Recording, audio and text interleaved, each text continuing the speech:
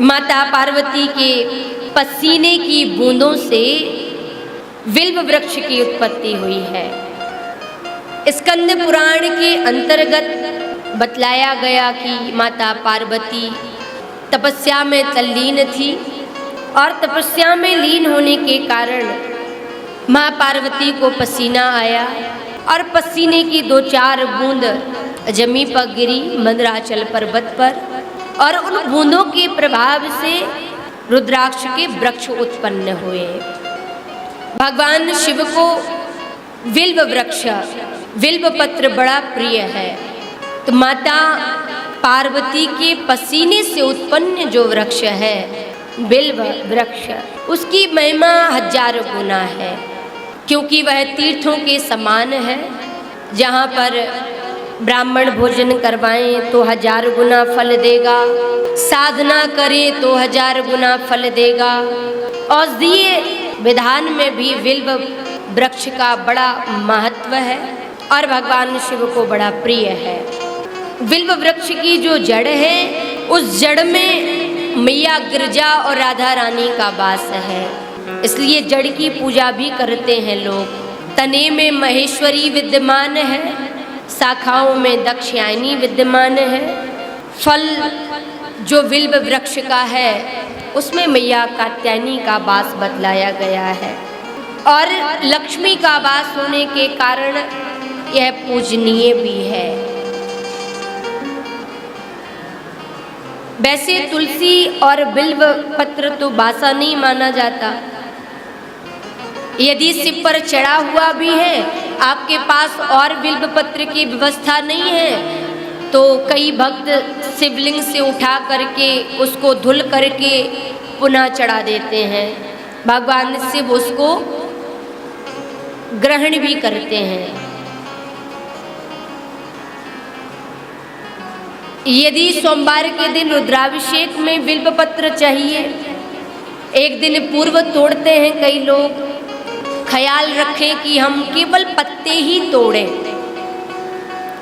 कई तो ऐसी व्यवस्था कर लेते हैं कि पूरी डाली तोड़ के चले आते हैं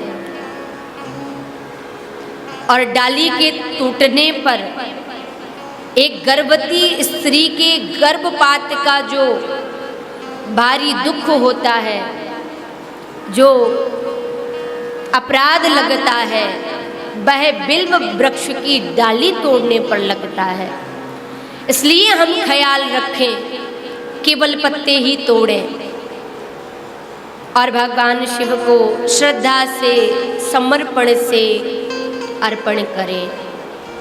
राम लिख करके भी अर्पित करते हैं, भगवान शिव बड़े प्रसन्न हो जाते हैं। ओम लिख करके भी अर्पित करते हैं, बड़े जल्दी प्रसन्न होते हैं।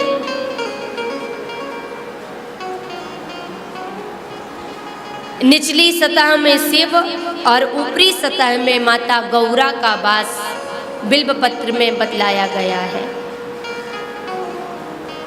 महामृत्युंजय मंत्र का जाप कर अर्पित करें, पंचाक्षरी मंत्र का जाप कर अर्पित करें, भगवान बड़े जल्दी कृपा करते हैं। तो रसिकों ने भगवान शंकर को रसिक भाव में देखा।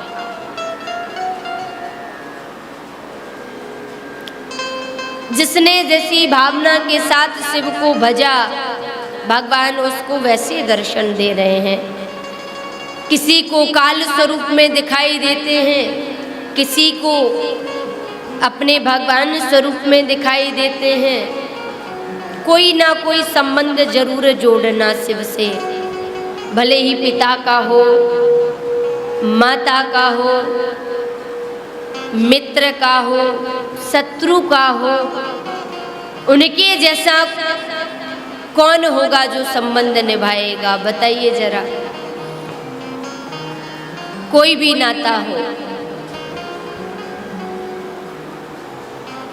रावण पर भगवान श्री राम खींच गए थे तो मुक्ति दे दी, और विभीषण पर रीझ गए थे तो लंका का राजा बना दिया। उनके जैसा कोई नाता निभाना नहीं जानता होगा, इसलिए कोई नाता जरूर बनावे हम।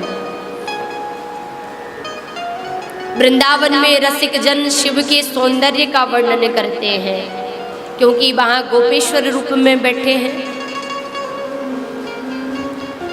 रासधारी श्री कृष्ण की रास में पहुंच गए बाबा, क्योंकि उनके जैसा और कौन होगा रसिक, कथा का प्रेमी कौन होगा।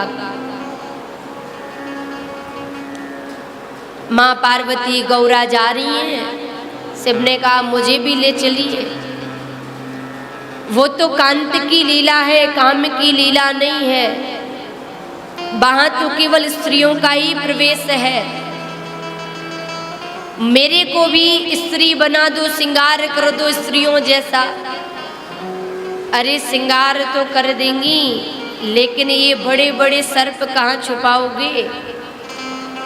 ये जो जटाएं हैं, चंद्र विद्यमान है, इनको कहाँ छिपाओगे? भोलेनाथ का श्रृंगार मैया पार्वती ने किया। मैंने जब राम जन्म हुआ तब दर्शन किया, कृष्ण जन्म में दर्शन किया, तो कृष्ण की लीलाओं का भी तो दर्शन करूंगा। यहाँ तक कि महाभारत काल में भी शिव थे, दर्शन कर रहे हैं।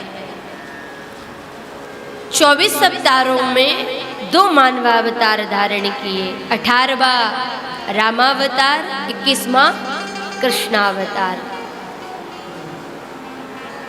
दोनों अवतारों की संपूर्ण लीला का दर्शन शिव ने किया, और श्री कृष्ण भी शिव का दर्शन करके आविर्भूत हुए। राम भी दर्शन करके अपने इस स्वरूप को धन्यवाद देते हैं।